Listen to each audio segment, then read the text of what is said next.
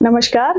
तो आज हम बात करेंगे बेड सोर्स प्रेशर अल्सर्स के बारे में। तो जो पेशेंट लंबे समय से बेड रिडन हैं, व्हीलचेयर बाउंड हैं, जिनको मोबिलिटी इश्यूज हैं, चलने फिरने में दिक्कत है और लंबे समय तक एक ही पोजीशन में लेटे रहते हैं, उनको प्रेशर की वजह से बोनी एरिया में जो है बेड सोर्स प्रेशर सोर्स हो जाते हैं।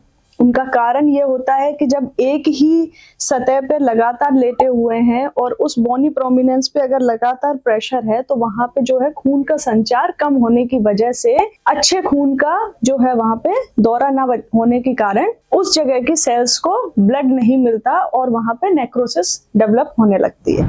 इनके कारण क्या होते हैं कि पेशेंट लंबे समय से एक तो बेड रिडन है, व्हीलचेयर बाउंड है, पेशेंट्स को जो है कुछ आर्टेरियोस्क्लेरोसिस की प्रॉब्लम्स हैं, जिसमें जो होता है कि अच्छे खून की नसों में कोई जमाव आ जाता है और खून का प्रॉपर संचार नहीं हो पाता।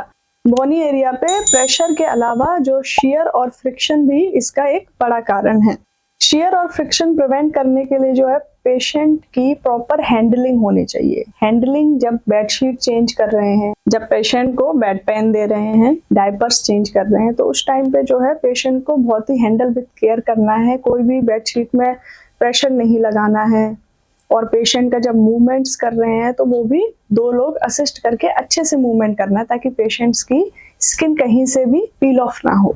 प्रेशर सोर होने के कॉमन साइट्स क्या है जहाँ पे हमें ज्यादा ध्यान देना है, तो उसके लिए पोजीशंस देखेंगे कि अगर पेशेंट जो है सीधा लेटा हुआ है तो पेशेंट्स का कहाँ पे प्रेशर डेवलप हो रहा है। तो अगर हेड की बात करेंगे तो वहां पे जो है ये ऑसिपिटल एरिया, जब पेशेंट सीधा लेटा है, हमारे ये shoulder area, tailbone, sacrum, heels, ये कुछ कॉमन एरिया हैं जो वहां पे इन्वॉल्व होते हैं। अगर पेशेंट साइड लाइन लेटा हुआ है तब उसके एल्बोस, शोल्डर्स, है ना, ईयर, ये बड़ा ही सॉफ्ट सा एरिया होता है, यहाँ पे बड़ा ध्यान देना होता है। और उसके अलावा जो है सैक्रम एरिया आएगा।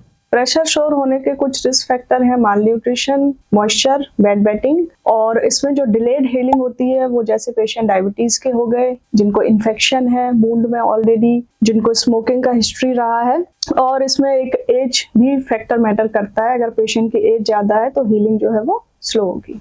प्रेशर सोर होने की जो है स्टेजेस होती हैं, ये स्टेजेस में होता है। जो फर्स्ट स्टेज होती है उसमें नॉन ब्लेंचेबल रेडनेस आएगा पेशेंट को और थोड़ा सा हल्का थिकनेस होगा वहां पे, और टेम्परेचर चेंजेस हो सकते हैं स्किन में। पेशेंट इनिशियली पेन भी बता सकते हैं। सेकेंड स्टेज में जो है अल्सर एपिडर्मिस से डर्मिस में एंटर कर जाएगा और थिकनेस ज्यादा होगी। पेशेंट को इनिशियली या तो स्किन इरप्शन होगा या ब्लिस्टर्स फॉर्म हो सकते हैं। स्टेज 3 फुल थिकनेस होगा और जो अल्सर है वो सबक्यूटेनियस फैट में इम्बेड कर जाएगा। स्टेज 4 फुल थिकनेस और ulcer bone, tendon and muscles में इम्बेड हो जाएगा। अब बात करते हैं प्रिवेंशन की कि बेड सोर कैसे प्रिवेंट किए जाएं। तो सबसे पहले जो है हम यहाँ पे व्हील ऑफ क्लॉक का फॉर्मूला यूज करते हैं, जिसमें क्या होता है हर सेकेंड आर्ली पेशेंट की पोजीशंस वो है चेंज की जाती हैं और एरियाज चेक किए जाते हैं कि कहीं पर भी जो है प्रेशर सोर डेवलप तो नहीं हो रहा है। सेकेंडरली इसलिए क्योंकि आप भी अगर लंबे समय तक एक जगह बैठते हैं तो आपको भी वहां पे पेन और एबनॉर्मल सेंसेशन होना स्टार्ट हो जाते हैं, क्योंकि आपका जो है ब्लड सर्कुलेशन कंप्रोमाइज होने लगता है।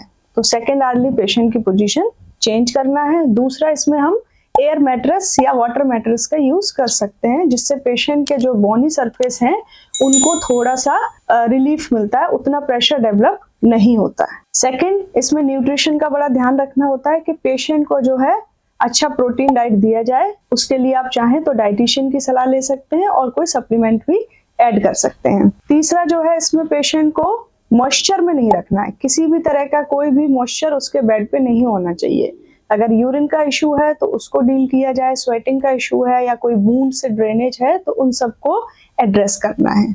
चौथा, अगर पेशेंट को ऑलरेडी प्रेशर सोर बन गया तो उसमें इन्फेक्शन के साइन देखने जरूरी है कि पेशेंट को फीवर तो नहीं आ रहा है, कोई वूंड से पस तो नहीं आ रहा है, स्मेल तो नहीं आ रही है, पेशेंट को पेन में कुछ इंटेंसिटी में पहले से बढ़ा है या कम हुआ है।